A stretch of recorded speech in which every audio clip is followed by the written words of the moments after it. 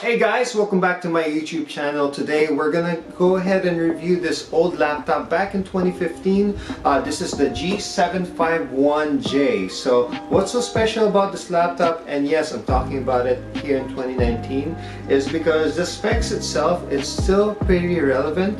The graphics card is a little bit outdated, the screen is a little bit outdated, but both of them has its own special, unique things. So when you go ahead and open this one up, so the specs in this one is an LCD panel for the screen, and the reason why I said it's special because it has G-Sync. So I've been playing around with the G-Sync on this monitor, and I've been using this laptop for about 2 months now. I actually overclocked the monitor refresh rate to 100 Hz, and after playing games for a while in this one, and it's so good. Nothing happened, no flickering, no issues like that. But I've been reading a lot of Reddit forums, and they said that your mileage may vary depending on how much you use and things like that. But I've been using it for 2 months with 100 Hz. So far, no issues with that one. It is an LCD panel. It's a 1080p display. It's not one of those higher resolution with a 1440 like the laptop that I have with the Alienware. But this one is a 1080p display. It's not that bad when you're playing games, not that bad if you're watching any movies, but if you are used to using a 1440p panel, just like what I have over here, you can definitely see the difference, but not that much because the monitor size is a little bit not as big as my 34-inch right here. So the processor with this one is a i7-4720 HQ. It's a 4-core 8-thread processor. The graphics card in this one is a GTX 980 Mobile Edition.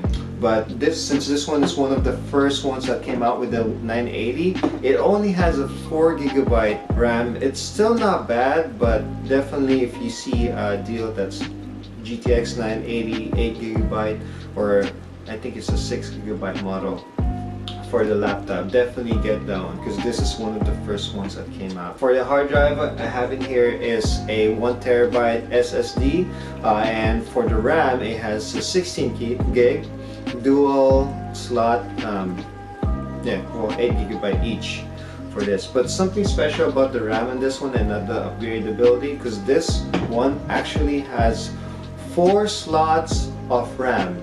Yes, 4 slots. A lot of laptops they only have 2, but this one has 4. The only problem with that is to access the RAM slots in this one, you have to open up the front and the back cover for this just to upgrade all 4 of them. But what I have right now is the 16GB inside. That means I have to take out the keyboard installed over there, and if I do want to buy and upgrade it to 32GB RAM, I can. I just have to buy the same exact RAM. Other specs in this one, the I/O. So this one has a power port right here, a VGA right here, Ethernet cable, an HDMI display port, a mini display port, 2 USB 3.0, and we got 3 jacks right here on the side. Some of them are for audio speakers, and I forgot what the other one. So over here we have the lock for the laptop if you want to lock it up. We have the 2 more USB 3.0, and we have a DVD slot and an SD card reader.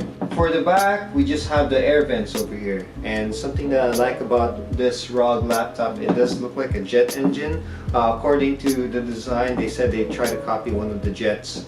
That's why it looks all nice and futuristic. I mean, even till now in 2019, this laptop actually still looks nice and aggressive. But if you do go to a coffee shop, it might be a little bit too much, a little bit embarrassing. But well, that's why you buy a gaming laptop. You just go out and play games, edit videos if you want to. Just gonna be a lot faster with that. Okay, so for the battery in this one, it is an 88 watt-hour battery.